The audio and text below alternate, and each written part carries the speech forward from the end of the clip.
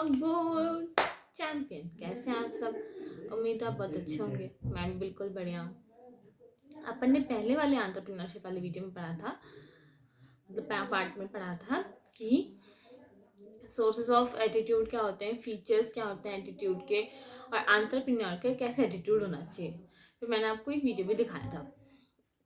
तो अब आज अपन पढ़ेंगे कि मोटिवेशन, मतलब एंटरप्रेन्योर को मोटिवेशन कहाँ से मिलता है, मतलब उसके सोर्सेज भी क्या हैं, और साथ ही साथ इंट्राप्रेन्योरशिप क्या होता है। एंटरप्रेन्योरशिप तो अपन पढ़ ही रहे हैं, तो इंटरप्रेन्योरशिप क्या होता है वो भी आज अपन पढ़ेंगे। और आज अपन गूगल टाइम ऑफ के प्रोग्राम के बारे में पढ़ेंगे कि गूगल का टाइम ऑफ प्रोग्राम क्या होता है। तो आपको भी उसके बारे में एक वीडियो देखूंगी, बताऊंगी, पर वो थोड़ा इंग्लिश में है। तो मैं इतना तो आप पढ़ ही रहे हैं, इंग्लिश मीडियम के बच्चे हैं, तो आप गाइस पढ़ ही रहे हैं, तो मैं उम्मीद करती हूँ कि आप ये समझ जाएंगे। मैं क्या करूँ, अगर आपको नहीं फिर भी नहीं समझ में आया तो आप गूगल सर्च कीजिएगा, ठीक है? तो चलिए शुरू करते हैं। हाँ तो गाइस देखिए, आज अपन पढ़ने वाले हैं कि मोटिवेशन क्या होता है। ड्रीम इट, विश इट और डू इट। मतलब जो आपने सोचा है, उसका जो जिस बारे में आपने सपना देखा है, उसको सोचो, उसको इच्छा बनाओ अपनी और उसको करो, तभी आपका कोई सपना पूरा होगा। ठीक है। अब सबसे पहले है मीनिंग। मोटिवेशन का मीनिंग, एंटरप्रेन्योरशिप के मोटिवेशन का मीनिंग क्या होता है। Entrepreneur motivation refers to the drive or forces within an entrepreneur that affects his or her direction, intensity and persistence of voluntary behavior. इसका मतलब ये है कि ऐसा फोर्स, ऐसा कुछ चीज जो एंटरप्रेन्योर के इफेक्ट करे, उसको इफेक्ट करे और उसकी बिहेवियर को चेंज करे। जैसे मान लो कि आपको एक बहुत मतलब आप मान लो आप बहुत अच्छी ड्राइंग करते हो, ठीक है, आप बहुत जने आर्टिस्ट होते हैं, बहुत अच्छी ड्राइंग करते हो, आपको एक इतना अच्छा स्केच मिल गया कि मतलब ये तो आपने सोचा मुझे बनाना ही बनाना है। तो आपने क्या किया, शुरू कर दिया, उसको बनाना शुरू कर दिया। ठीक है, आपने बोला अब तो मैं बना के रखूंगा, फिर आपको 2 दिन लगे, 3 दिन लगे, पूरा स्केच आपने कंप्लीट कर लिया। तो ये जो मोटिवेशन होती है ना करने की, कुछ कर दिखाने की, तो ये है एंटरप्रेन्योर की मोटिवेशन। ठीक है। तो कोई ऐसी चीज जो उसको फोर्स करे, उसके बिहेवियर को फोर्स करे, भाई मैं ये काम करूं। जैसे आप कोई वेब सीरीज देखते हो, वेब सीरीज देखते हो, जैसे अपने लॉकडाउन में कोई वेब सीरीज देखी, एक एपिसोड देखा, 2 एपिसोड देखा, फिर आपको उसमें इंटरेस्ट आने लगा, तो आप क्या करेंगे, आप बोलते हैं आज तो हम बिंज वॉच करेंगे, हम तो सब देखेंगे एक ही साथ में एपिसोड। तो यही एक मोटिवेशन होता है। ये तो सोशल मीडिया इन सब क्या चीजें का मोटिवेशन है। बाकी पढ़ाई का या ऐसे बिजनेस करने का भी एंटरप्रेन्योर में मोटिवेशन आता है। तो अब जैसे ये एक टेबल है कि कैसे मोटिवेशन शुरू होता है। ठीक है, सबसे पहले हर इंडिविजुअल का कोई ना कोई इच्छा होती है कि भाई मुझे इस चीज की जरूरत है। ठीक है, कि हाँ भाई मान लो कि मेरे घर में फ्रिज नहीं है, मैंने बहुत दिनों से सोचा कि भाई मैंने बहुत सालों से सोच रखा है कि मैं फ्रिज लूंगी लूंगी, पर क्या मेरे पैसे नहीं होते हैं या मैं बहुत गरीब हूँ, मुझे मेरे पास है नहीं, फ्रिज ही नहीं है। तो क्या होगा, ये एक अनसेटिस्फाइड नीड है, मेरी ये इच्छा पूरी नहीं हुई है। तो मैं क्या करूंगी, इससे क्या होता है, टेंशन क्रिएट होती है मन के, इंसान के मन में टेंशन क्रिएट होती है कि मैं कैसे ना कैसे करके फ्रिज लूं। 200 200 500 500 हजार हजार रुपए जमा कर करके मैं ये फ्रिज जरूर लूंगी। और इस टेंशन की वजह से इंसान क्या करता है, ड्राइव्स ड्राइव्स मतलब कुछ ऐसी चीजों का, ऐसे रास्ते ढूंढने की कोशिश करता है कि भाई कहाँ से वो फ्रिज को अपनी सेटिस्फाई कर सके। जैसे अब मान लो मेरी जो काम, मेरे को फ्रिज लेनी है, तो फ्रिज मिनिमम 25 से 30 हजार की है। तो मेरा जो कमाई का सोर्स है, मान लो सिर्फ मैं 15,000 कमाती हूँ, तो घर का खर्चा वर्चा निकाल निकाल के भी मेरे पास सिर्फ मुश्किल से 500 या 1000 रुपए बचते हैं। तो मैं 500 इकट्ठा करने बैठूंगी, तो 30,000 के हिसाब से तो फिर मेरे को तो 2 ढाई साल लग जाएंगे, और 1000 रुपए की इकट्ठा करूंगी तो भी मुझे 2 साल तो आराम से ही लग जाएंगे। तो मैं क्या करूंगी, मैं बोलूंगी कि मैं कोई एक्स्ट्रा कमाई का सोर्स ढूंढती हूँ, जिससे मेरी जो ये बचत है वो जल्दी बढ़ सके। तो इससे मैं सर्च बिहेवियर, मतलब मैं फिर ढूंढूंगी भाई अलग अलग कहाँ से मुझे मेरी डिजायर पूरी हो सकती है। फिर मैं किसी से बात करूंगी कि भाई मेरे को ओवर टाइम करने दो, या मेरे से जो मेरा बॉस होगा मैं उसी को बोलूंगी कि भाई मुझे कोई एक्स्ट्रा काम दो, या फिर मुझे लोन दो, या कुछ कुछ मैं बोलते हैं ना तिगड़म जुगाड़ लगाना, जुगाड़ करूँगी, ठीक है? फिर मान लो मैंने अपने बॉस से ही ले ली, पैसे ले लिए कि मैं मेरे को 30,000 दे दो एडवांस, और फिर मैं अपने अपनी सैलरी में से कटवाती रहूंगी। तो मेरा नीड सेटिस्फाई होगी, मैंने फ्रिज ले ली, और फिर मेरी जो टेंशन थी मेरे दिमाग में जो चल रहा था फ्रिज लेनी वो खत्म हो गई। फिर वापस एक नई इच्छा। तो ऐसा अपन बोलते हैं मनुष्य की इच्छाएं कभी खत्म नहीं होती, फिर वो हर इच्छा को पूरी करने के लिए भागता रहता है, बस यही है। तो ऐसे ही एंटरप्रेन्योर के अंदर मोटिवेशन आता है कुछ चीज करने का। अब जब तक जब तक मेरे पास ये नहीं आएगी मुझे फ्रिज लेनी है, तब तक मेरे पास मुझे रास्ते नहीं पता चले कि कौन कौन से रास्तों में मुझे कौन कौन से तरीके हैं कि मैं फ्रिज ले सकती हूँ। वैसे ही यही होता है कि मतलब हर नीड को सेटिस्फाई करने के लिए मोटिवेशन का भी यही तरीका होता है, ठीक है? अब मैस्लोस थ्योरी ऑफ नीड है। मैस्लो एक था इकोनॉमिस्ट, उसने एक नीड की थ्योरी बनाई कि कैसे उसने क्या किया, इंसान की जितनी नीड्स हैं उसको 5 हिस्सों में डिवाइड कर लिया। कि इंसान की सबसे बेसिक नीड क्या होती है, घर, रोटी, कपड़ा, मकान। फिर दूसरी नीड क्या होती है, जॉब ऑफ सिक्योरिटी। फिर तीसरी फैमिली की सिक्योरिटी। फिर चौथी ये मेरे पास लग्जरी चीजें हों। और पांचवी की मेरे को इंटरनल सेटिस्फेक्शन मिले, इनर पीस जिसे कहते हैं। तो ये इन 5 हिस्सों में उसने डिवाइड किया। तो अब उस एक एक हिस्से को अपन पढ़ेंगे, एक बार डायग्राम में दिखा देती हूँ, फिर एक एक हिस्से को अपन पढ़ेंगे, ठीक है? तो सबसे पहले देखिए ये डायग्राम है, इसमें 5 तरीके की नीड्स है ना। सबसे पहले है, नीचे से स्टार्ट करेंगे, ऊपर से नहीं पढ़ते, नीचे से पढ़ते उसको। साइकोल फिजियोलॉजिकल नीड्स, ठीक है? फिजियोलॉजिकल नीड्स मतलब जो भी रोटी, कपड़ा, मकान, आराम, ये सब मेरे को होना चाहिए। एक नॉर्मल आदमी क्या सोचेगा, रोटी, कपड़ा, मकान हो पहले मेरे पास। फिर सेफ्टी नीड्स, मतलब मैं जहाँ काम कर रहा हूँ मैं वहां सिक्योर हूँ कि नहीं, ठीक है? बिलोंगिंग्स एंड लव नीड्स, मतलब कि मेरा साथी हो, मेरा जीवन साथी हो, मेरा पार्टनर हो, कोई मैं ऐसा हो, मेरी फैमिली हो जिससे मैं बहुत प्यार करूँ, ये वो। तो फैमिली के बारे में सोचता है। फिर एस्टीम नीड्स, मतलब अब उसने ये सब प्राप्त कर लिया कि फैमिली आ गई, सेफ्टी हो गई, और रोटी कपड़ा मकान का इंतजाम हो गया, अब मेरे पास एक्स्ट्रा पैसे हैं, तो मैं अपना वो बनाऊंगा, मतलब मैं थोड़ा इसमें जिंदगी में तरक्की करूंगा, तो मुझे कुछ जैसा बनना है, कुछ कर दिखाना है। फिर उसके बाद सेल्फ एक्चुअलाइजेशन नीड, जिसे बोलते हैं कि खुद के इनर सेल्फ को पहचान लिया उसने, उसको जो पसंद है वो उसने पहचान लिया, और फिर पूरा पोटेंशियल यूज करके उस नीड को पूरा किया। तो सबसे पहले सॉरी एक साथ आ गया, फिजियोलॉजिकल नीड्स।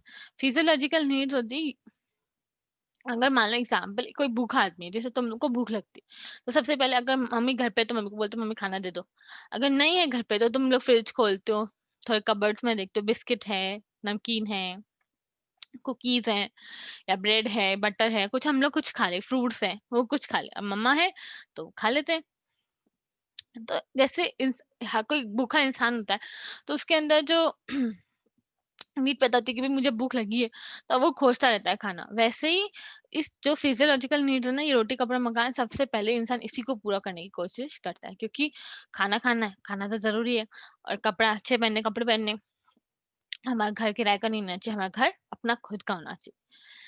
फिर है सेफ्टी नीड्स, जब हमारा पूरा हो जाता है कि भाई हमारा रोटी, कपड़ा, मकान बिल्कुल सिक्योर है, उसके बाद हम सोचते हैं कि जहाँ हम काम कर रहे हैं, जहाँ हम एम्प्लॉयमेंट कर रहे हैं, तो क्या मेरी सिक्योरिटी है वहां पे, क्या मैं सेफ हूँ वहां पे, या अगर मेरी सिक्योरिटी में कुछ प्रॉब्लम है, मान लो कोई वर्क प्लेस अच्छा नहीं है, या कभी भी मेरे को नौकरी से निकाल दिया जा सकता है, या फिर ऐसी मशीन में मैं बहुत खतरनाक जगह पे काम कर रहा हूँ जहाँ पे कभी भी मेरे एक साथ एक्सीडेंट हो सकता है, तो उसको हासिल करने की कोशिश करेगा, क्योंकि वो डिग्री जो है रिस्क की वो कम हो जाए।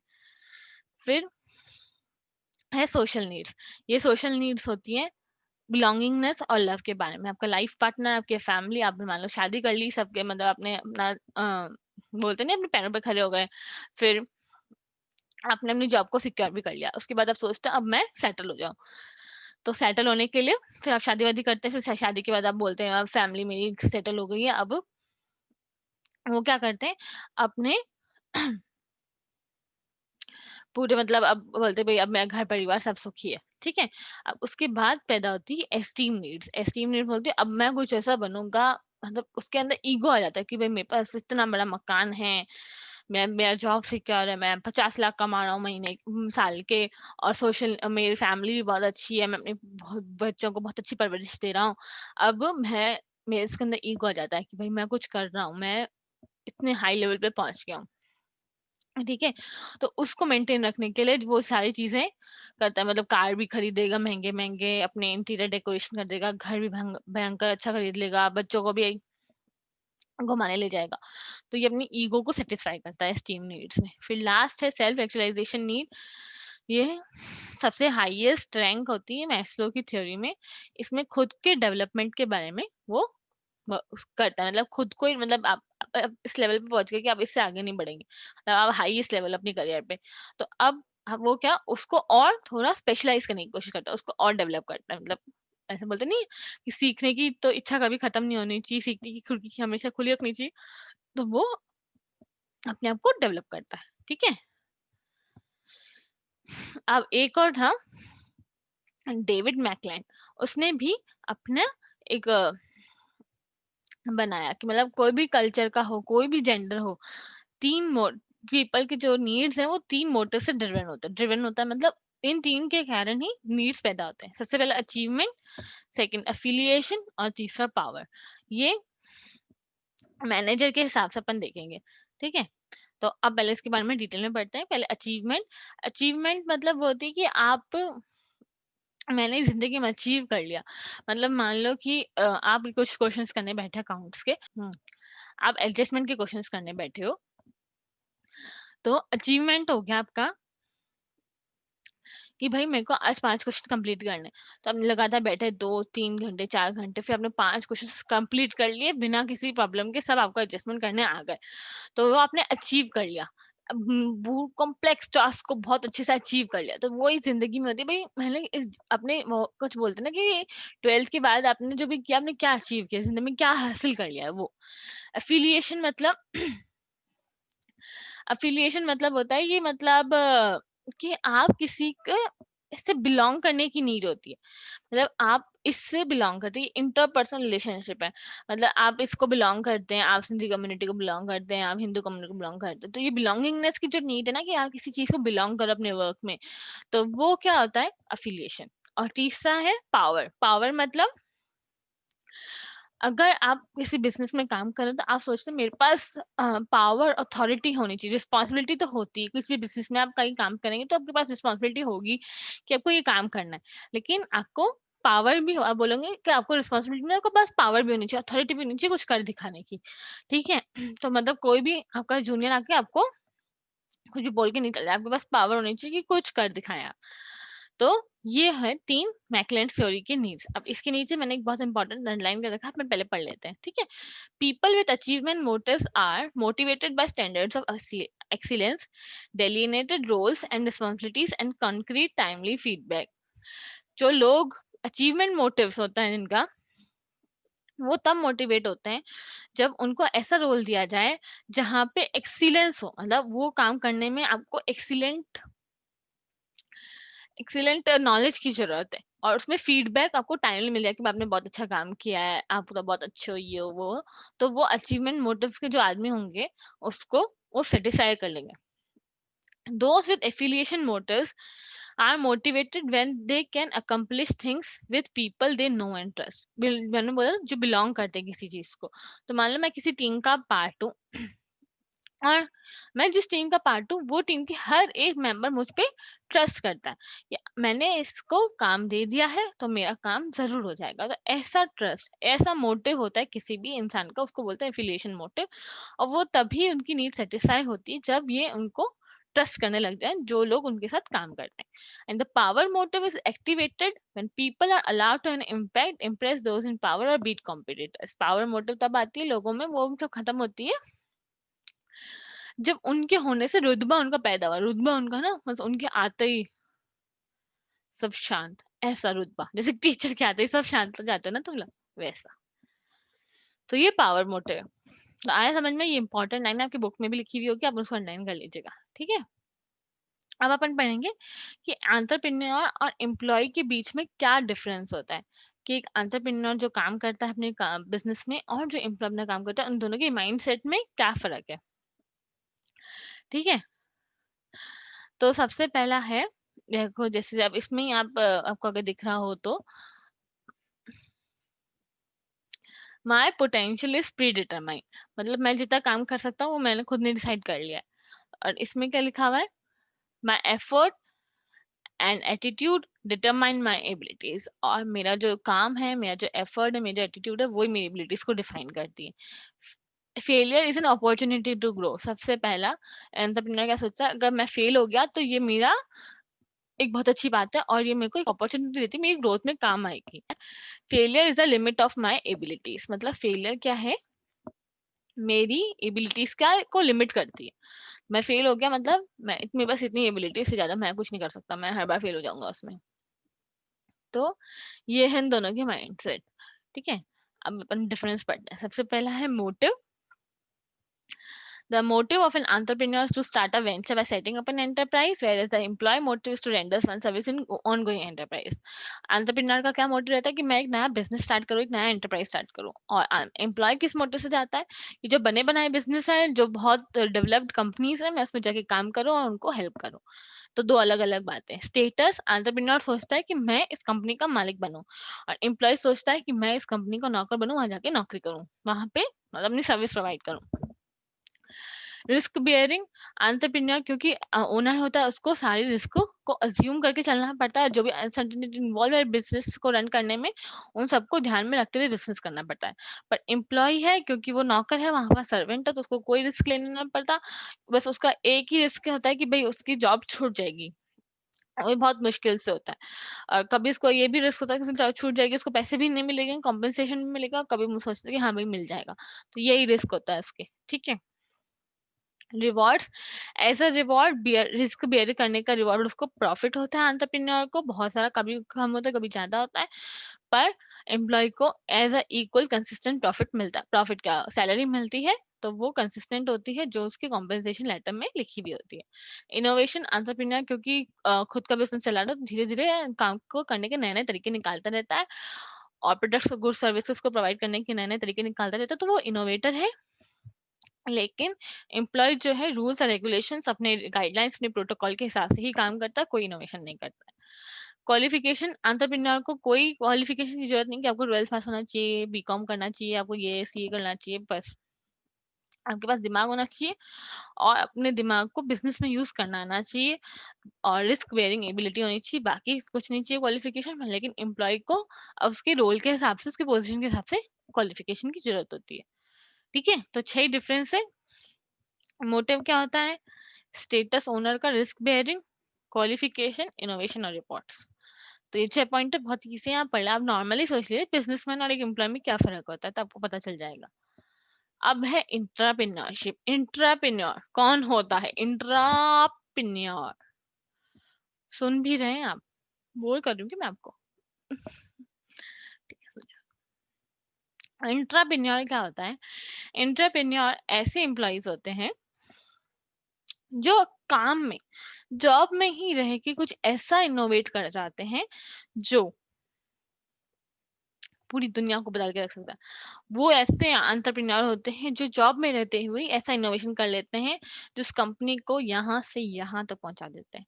फॉर एग्जाम्पल गूगल भी एक अपना प्रोग्राम लेके आता है हर साल, हर 2 साल, इनोवेशन टाइम ऑफ। उसमें क्या करते हैं, जो गूगल के जितने भी एम्प्लॉयज हैं वो अपने, उन्होंने जितना भी सीखा उससे कुछ इनोवेट करते हैं, कुछ नया प्रोग्राम बनाते हैं, कोई नया सॉफ्टवेयर बनाते हैं, और फिर उसको इस प्रोग्राम में जाके सबमिट करते हैं। फिर गूगल को चेक करता है और फिर देखता है भाई ये सही है और इसको लॉन्च किया जा सकता है, तो वो उसको लॉन्च कर देता है। गूगल का गूगल फोटोज, जीमेल, जीमेल जब अपन इतना यूज करते हैं, वो भी इनोवेशन प्रोग्राम से ही आया है। तो इंट्राप्रेन्योर वो होते हैं, एम्प्लॉयज होते हैं कंपनी के। तो intrapreneurs are usually employees within a company who are assigned a special idea और project and are instructed to develop the project like an entrepreneur. उनको इंस्ट्रक्ट किया जाता है जैसे आपका खुद का बिजनेस और आप कैसे काम करेंगे वैसा काम करो। Entrepreneurs are most successful when management empowers and supports them. जब अगर आपको मैनेजमेंट का सपोर्ट होगा, आपके ऊपर मतलब ऊपर जो बॉस उनका सपोर्ट होगा, तो आप इंट्राप्रेन्योर क्या करते हैं, वो कर दिखाते हैं, बाजी मार लेते हैं. And in turn the entrepreneur represent the best interest of the organisation by earning the respect of corporate peers. मतलब वो अपनी ऑर्गेनाइजेशन के लिए बहुत अच्छा काम करते हैं, उनको नाम कमा के देते हैं. एंटरप्रेन्योरशिप नेसेसरी क्यों होता है? इससे दोनों की विन विन सिचुएशन में होता है. एंटरप्रेन्योर, वो जो एम्प्लॉय भी होगा उसका नाम भी हो जाएगा कि भाई मैंने बहुत काम किया, अपना दिमाग लगा लेगा वो. और इससे कंपनी भी ऐसे स्टाफ को रिटेन क्यों करना चाहेगी? क्योंकि उसने इतना अच्छा दिमाग लगाया और यहाँ तक पहुंचाया है कंपनी को, तो उसको भी कभी रिप्लेस नहीं करेगी. और कंपनी के लिए फायदा है कि भाई उस कंपनी को यहाँ से यहाँ ले गई. और अगर अपन एंटरप्रेन्योरशिप को एनकरेज नहीं करेंगे, तो एक केस था अडोब के जो फाउंडर्स हैं, जिनका एग्जांपल है जॉन वेरनॉक और चार्ल्स गेशे. ये दोनों एम्प्लॉइज थे जेरोक्स के. क्योंकि उनको उनके काम को इतना अप्रिशिएट नहीं किया जाता, तो उन्होंने क्विट कर दिया जॉब और फिर 1980s में क्विट कर दिया और फिर खुद का बिजनेस स्टार्ट किया. जो अडोब रीडर अपन पढ़ते हैं, अडोब फोटोशॉप है, तो ये सब जो अपन करते हैं वो उसने किया.